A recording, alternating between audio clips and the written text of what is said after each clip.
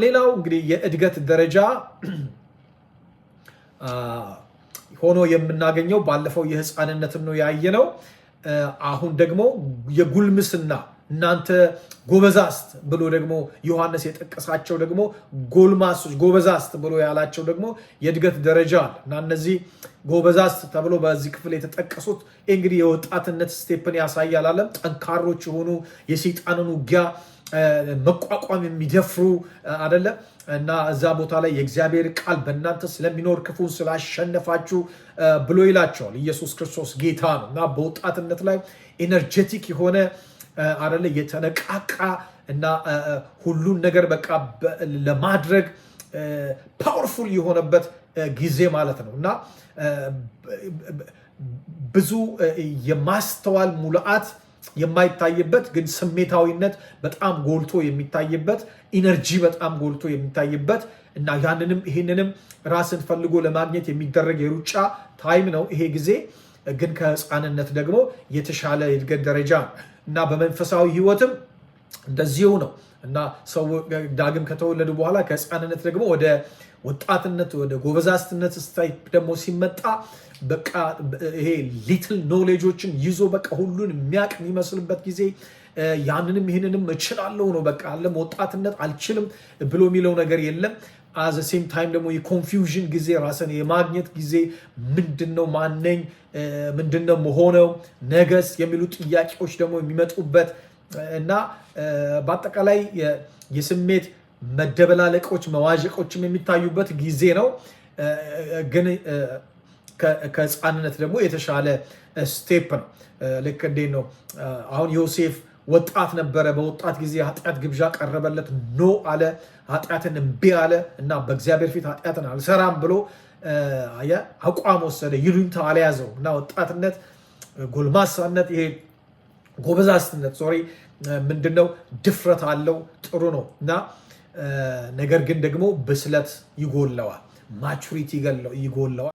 ሌላኛው ደግሞ የእድገት ደረጃ ብሎ ዮሐንስ ያነሳው የእድገት ደረጃ አባቶች ብሎ ያለው የአባትነት ደረጃ ይሄ የጉልምስና የአባትነት ደግሞ ደረጃን የሚያሳየው በዚህ በአባትነት ደረጃ ጥልቅ የሆነ የእግዚአብሔር እውቀትና መረዳት ያለበት የመንፈሳዊነት ደረጃ ነው ማለት የአባቶች ጊዜ ሌሎችን ሜንቶር የሚያደርጉ ሜንቶርሺፕነት ላይ የሚያተኩሩ ሌላ ማፍራት ላይ ማሳደግ ላይ ጥልቅ የሆነ የእግዚአብሔር እውቀት ላይ ብዙ ልምድ ያላቸው ብዙ ኤክስፒሪየንሶችን አሳልፈው እና ከዛ ደግሞ ለሌሎች የሚያካፍሉት የሚቆረስ ነገራቸው ብዙ ሆኖ የሚገኝበት ሁሉም አባቶች መቼም እንደዛ ናቸው ማለት ሳይሆን ከጊዜው የተነሳ አባት መሆን ሲገባው እንደ ልጅ የሆነ ብዙ አባት ስላለ እንደዛ ማለት ሚስኮንሰፕት እንዳይፈጠር። ግን ምንድነው አሁን እያወራ ያሉት ስለ መንፈሳዊነት ስለሆነ ማወራው በስጋ በእድሜ መብሰል እንደተጠበቀ ሆኖ ግን ከምንም በላይ ስለ መንፈሳዊ ብስለት ስለ መንፈሳዊ እድገት ስለ መንፈሳዊ ስለ ስፒሪቹዋል ማቹሪቲ እና ግሮዝ እያወራን ስለሆነ በእድሜም ወጣት ሆኖ ሰው በመንፈሳዊ ብስለት ኤጅ ላይ ከመጣ ሌላውን የሚተካ ሌላውን የሚያሳድግ ሌላውን የሚያፈራ መሆን ይችላል። ስለዚህ እንደግ ነው። አሁን ስለ ለውጥ ባለፈው ያነሳሁት ሀሳብ አለ። እሱን ማየት ትችላላችሁ። በተወሰኑ ፓርቶች ከፋፍዬ ያካፈልኩት ሀሳብ አለ። እሱንም ዩቲዩብ ቻናሌ ላይ ገብታችሁ ማየት ትችላላችሁ።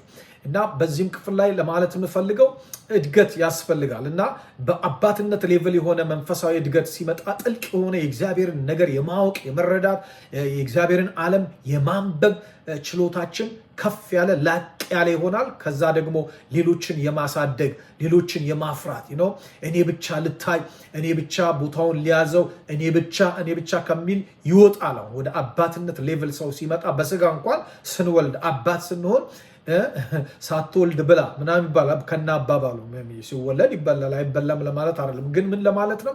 ስትወልድ ኃላፊነቱ ብዙ ነው። ሼር ነው የምታደርገው ሞር ከአንተ ይልቅ ከአንቺ ይልቅ እናት ስትሆኚ አባት ስትሆን ለወለድሻቸው ልጆች ነው የምታስቢው። ለእኔ ልልበስ ከምለው ይልቅ ለልጆቼ ልልበስ እና ብዙ ጊዜ አይታችሁ ከሆነ ለራሳችን ከምናየው ይልቅ ለልጆች የምናየው ነገር ይበዛል። ስቶር ውስጥ ስንገባ ብዙ ጊዜ አሁን ቶሎ ብለን የልጆች ጫማ፣ የልጆች ልብስ፣ የልጆች ነገር ምናምን ነው ምን ማየት የምንጀምረው። የወለዳቸው ወላጆች ይገባቸዋል የምለው ነገር እና ልጆቻችን እንዴት እንደሚያድጉልን እንዴት እንደምናስተምራቸው ነጋቸው እንዴት ይሆናል። በቃ የወለደ ሰው ሁል ጊዜ ስለወለዳቸው ማሰብ ነው የሚጀምረው ስለ ራሱ ሳይሆን።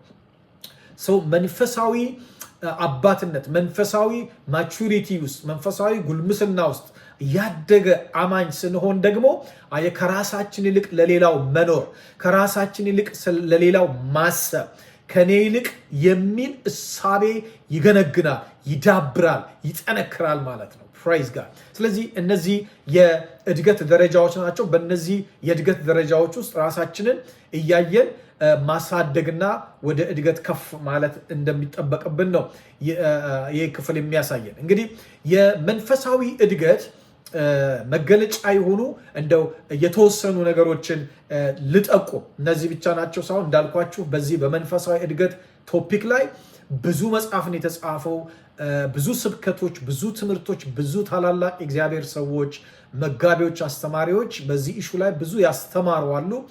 አሁንም እያስተማሩ ያሉ እየጻፉ ያሉ የሚያስተምሩ የሚጽፉም አሉ። ግን እኔ እንደው በዚች ነገር ላይ ውስጤ ላይ ሸክም ሆኖ መንፈሴ ላይ ስለከበደ ሼር ለማድረግ ያክል እንጂ ይሄ ብቻ ነው የሚል ነገር አይደለም እየተናገርኩ ያለሁት። ግን የተወሰነች ነው ለጥቆማ ያክል ፍንጭ ለመስጠት ያክል ነው የምናገረው። እና እንግዲህ እድገት መገለጫ የሆኑ እንደው ዋና የመገለጫ አቅጣጫዎች አሉት፣ ባህሪያቶች አሉ፣ አካሄዶች አሉት።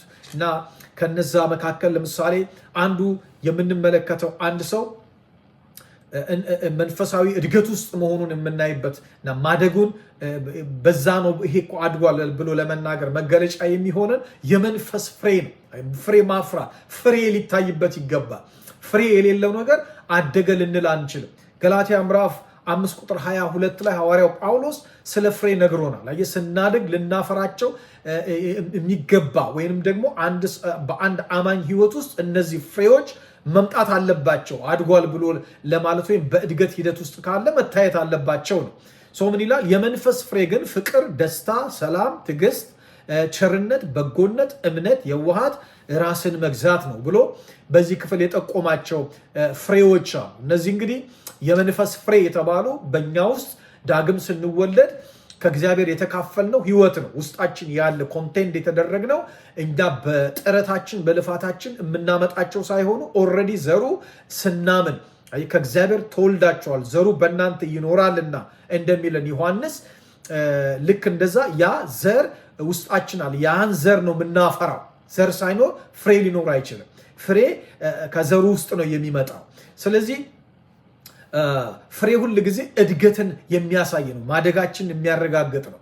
አንድ ዛፍ ቅጠል ስላወጣ ብቻ አይደለም አደገ የምንለው።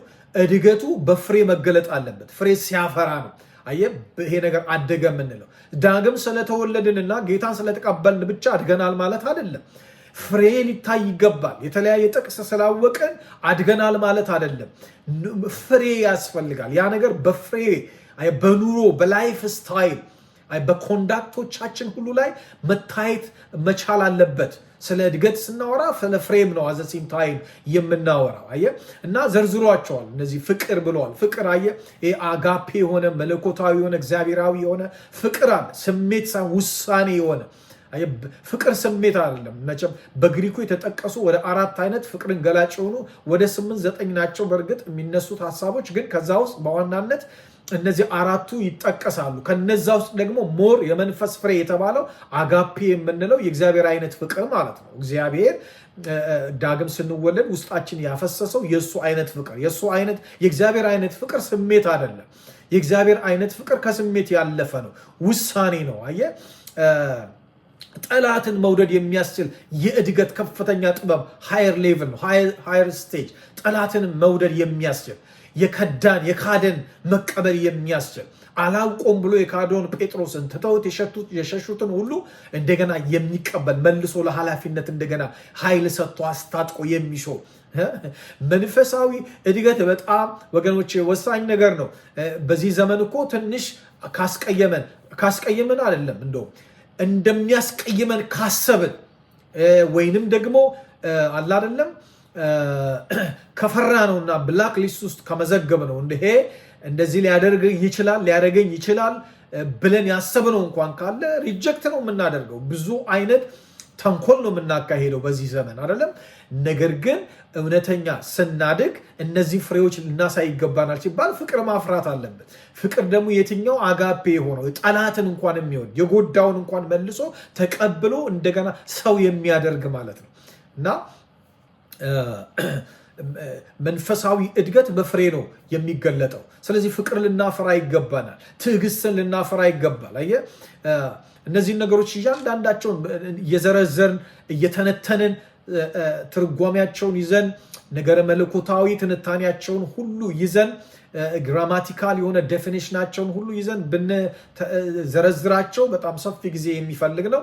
ራሱን የቻለ ትልቅ ትምህርትም ነው ይሄ ሐሳብ። ግን እንዲሁ ለማሳሰብ ያክል ግን ነው የምጠቁማችሁና እነዚህ የመንፈስ ፍሬዎች ትዕግስት፣ ራስን መግዛት፣ ፍቅር፣ የዋሃት ምናምን፣ እምነት፣ ራስን መግዛት አያችሁ፣ ትዕግስት ነገሮችን ባልፈለግነው መንገድ እንኳን ነገሮች ሲሄዱ ሰዎች ሲሄዱ አየ መታገስ መቻል፣ የእግዚአብሔርን ሉዓላዊነት አምኖ መቀበል፣ ለእግዚአብሔር ሉዓላዊነት ሰሚሲቭ መሆን፣ ትዕግስት፣ ራስን መግዛት፣ ለስጋዊ ምኞት ፍላጎት ለስሜት አይሆንም ማለት እምቢ ማለት፣ መግታት፣ መጎሰም፣ ራሴን እየጎሰሙ ስጋዬን እየጎሰሙ ሰብጀክት አደርገዋለሁ አስገዛዋለሁ ይላል ጳውሎስ።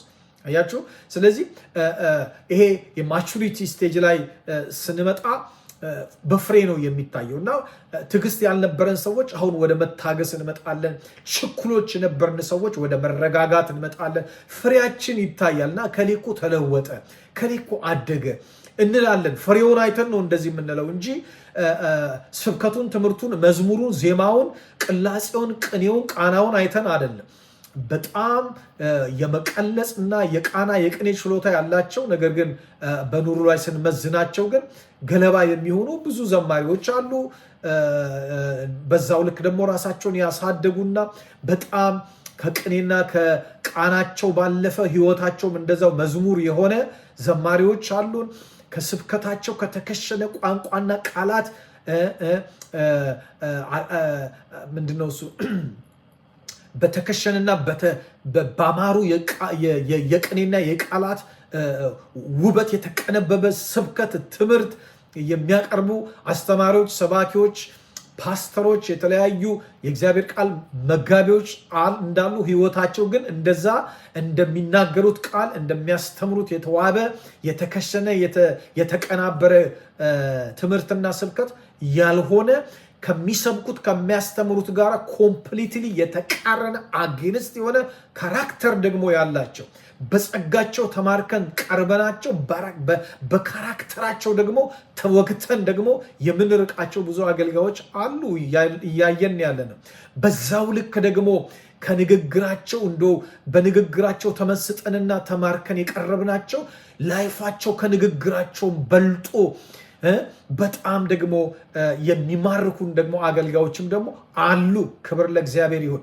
እኔ በህይወቴ ውስጥ ሁል ጊዜ የማልረሳቸው ትልቅ ተጽዕኖ ያሳደሩብኝ መንፈሳዊ አባቶች አሉ። እነ ፓስተር ኢትቻ፣ እነ ፓስተር አስናቀ፣ እነ ፓስተር ተክሌ፣ እነ ጋሽ ሰለሞን ባሳደገችኝ የሙሉ ወንጌል ቤተክርስቲያን እነዚህ አባቶችን አልረሳቸውም።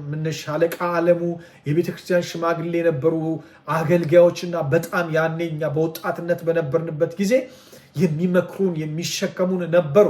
ክብር ለጌታ ይሁን እና ዛሬ ለደረስኩበት መንፈሳዊ እድገትና ስብዕና ትልቅ አሻራና አስተዋጽኦ ያላቸው አባቶች አሉ ማልረሳቸውና አሉ ሌሎችም እኔ ያልጠቀስኳቸው። ይህንን መልእክት የምትመለከቱ ደግሞ እናንተም ባይምሯችሁ የሚመጡ መንፈሳዊ አባቶቻቸው አሉ። በዛው ልክ ደግሞ እንደ ጃርት ወግተዋቸው አድምተዋችሁ አገልግሎትን የእግዚአብሔርን ቤት መንፈሳዊነትን እንድትጠሉ፣ እንድትፈሩ፣ እንድትሸሹ ያደረጓችሁ ስብከታቸውን፣ ትምህርታቸውን፣ መዝሙራቸውን አይታችሁ ቀርባችኋቸው ደግሞ በዛው ልክ አድምተዋችሁ ቤተክርስቲያን አካባቢ እንድትጠፉ ያደረጓችሁ ወይም የሚያደርጓችሁ ደግሞ እንደዛውም አሉ።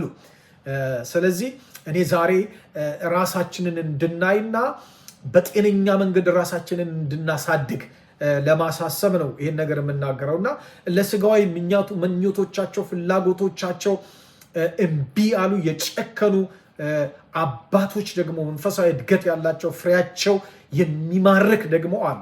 የተንጀረገገ ቅጠል ሁሉ እድገት ነው ማለት አይደለም። ያቺ በለስ ቅጠሏ ተንጀርግጎ ቅጠሏ ተንሰራፍቶ ጌታ እንደነገረን አይቷት ፍሬ አለባት ብሎ ሲመጣ ፍሬ የላትም። ከዛ ረግሟት ደረቀች ይላል እና ፍሬ አልባ የሆነ ክርስትና፣ ፍሬ አልባ የሆነ አገልግሎት፣ ፍሬ አልባ የሆነ ህይወት ነገ ጠዋት ያደርቃል። ነገ ጠዋት የሽልማትን ብድራትን ሰውን እርግማንን ያመጣል። የጸጸትን ህጸጽን ሐዘንን ያመጣል። ቁጭትን ያመጣል። ስብራትን ያመጣል። ስለዚህ ልናድግ ይገባናል። የምናድገው ማደግ የሚችል ማንነት ስላለን ነው። የምናድገው እድገት የሚጠበቅብን የሚያድግ ዘር ውስጣችን ስላለ ነው። ፖቴንሻል ስላለን ነው። እግዚአብሔርም ማደጋችንን የሚጠብቀው እንድናድግም የተጻፈልን በተጻፈልን መጽሐፍ ቅዱስ ውስጥ እደጉ የሚሉ በርካታ ቃላቶች አሉ። ጨምሩ፣ በዚህ ላይ ይሄን ጨምሩ፣ በዚህ ላይ ይሄን ጨምሩ፣ ፕሮግሬሲቭ ሆኑ፣ ስታክ እንዳታደርጉ ብለው ሐዋርያት ተረባርበው የጻፉት የሚያድግ እና የሚለወጥ ማንነት ውስጣችን ስላለ እንጂ ስለሌለን አይደለም። ስለዚህ መንፈሳዊ እድገት፣ መንፈሳዊ ብስለት መገለጫ ባህሪያቶች አሉት እና አንዱ ፍሬ ነው። በፍሬያቸው ከፍሬያቸው ታውቋቸዋላችሁ አለ ጌታ። በምን እንለያቸው ሲባል ፍሬያቸውን ይሁ አሁን ትንቢታቸውን አይደለም ዝማሪያቸውን፣ ስብከታቸውን፣ ትምህርታቸውን ማለት እንገፋለን ማለት ሳይሆን እና ግን በዛ ብቻ ላይ እንዳንቆም ወደ ፍሬ እንደግ፣ ወደ ፍሬ ፍሬያቸውን ስናይ ማን እንደሆኑ ይነግረናል ብሎ ነው ጌታ የነገረን ማለት ነው። ፕራይዝ ጋድ